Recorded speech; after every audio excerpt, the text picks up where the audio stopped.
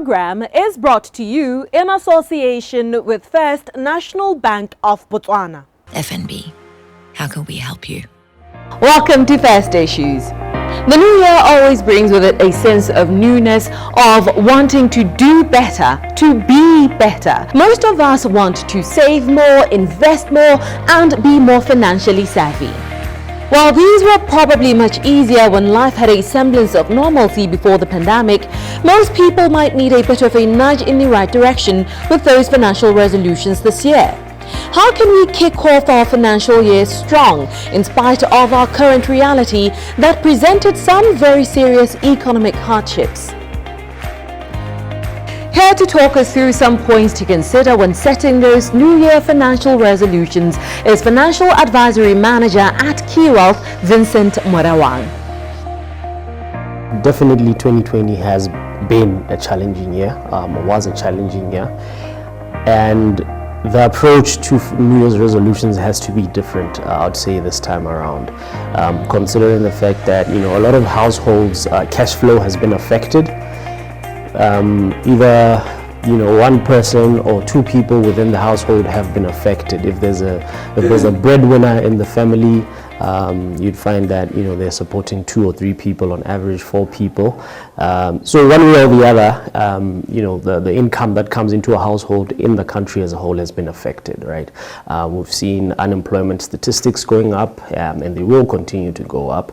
We are waiting for the state of emergency to end, and we can have a conclusive figure around what exactly is going to happen regarding retrenchments and things like that. So the first thing is you want people to be conservative in their approach. In as much as bank rates and lending rates have been lowered, there's a lot of access to credit where we encourage people to spend so that money can circulate in the economy.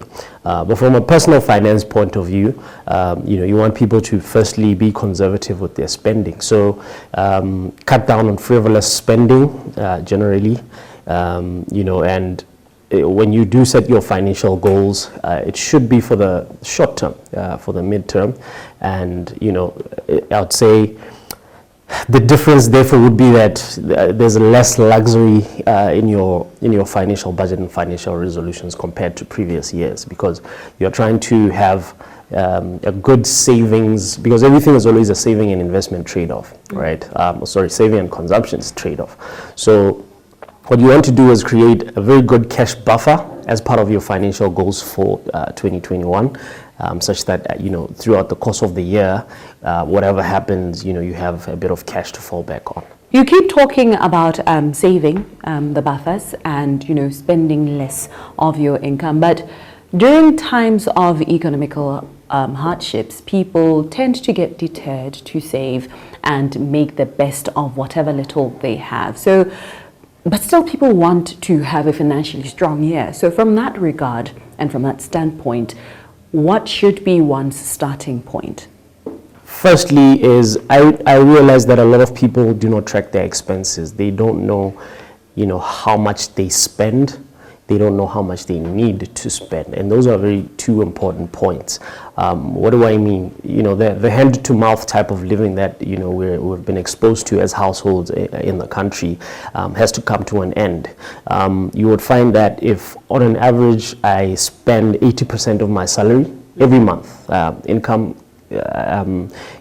comes into my bank account and I spend 80% of it. Well, perhaps I might need to actually spend 60%, realistically speaking. So that's where, tightening the belt has to come in.